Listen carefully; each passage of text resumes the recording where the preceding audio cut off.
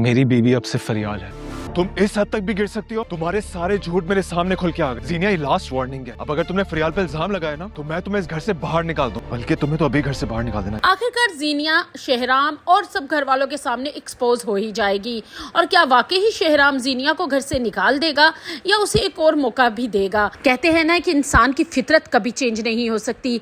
जीनिया अपनी फितरत से मजबूर थी। वो कैसे चेंज हो सकती थी? वो अच्छेपन का ड्रामा ज्यादा दिन तक नहीं चला सकती थी। उसे अब फरियाल से बहुत ज्यादा चिढ़ होने लगी थी, क्योंकि शहराम तो उसे निकाह करके ले आया था, लेकिन उसे अपनी बीवी वाला दर्जा और रुतबा देने को तैयार नहीं था।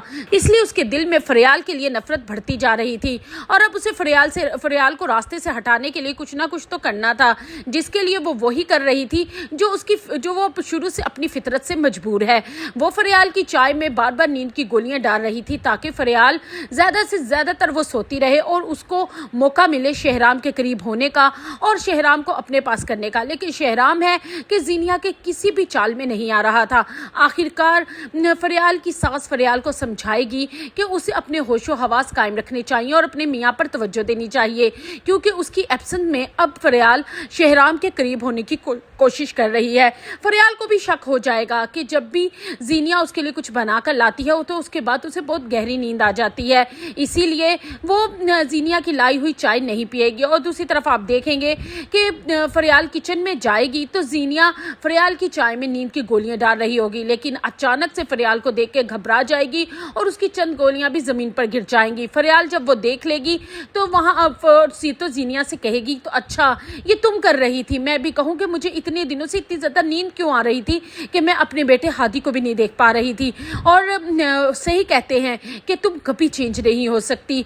तुमने शहराम को अपनी लिपटी चुपटी बातों में लेकर निकाह कर तो इस घर में आ गई, लेकिन तुम्हारे दिल का कीना और नफरत अभी तक नहीं गई। फिर फरियाल सब घर वालों को और शहराम को बुलाएगी और उनको दिखाएगी कि ये जीनिया क्या कर रही है। शहराम तो अब जीनिया पर बहुत ज्यादा गुस्सा हो जाएगा और कहेगा कि तुम अपनी हरकतों से बाज नहीं ना आई। हालांकि मैंने तुमसे निकाह किया, इज्जत दी, इस घर में लेकर आया, लेकिन उसके बावजूद भी तुम्हें ये इज्जत और रुतबा रास नहीं आया।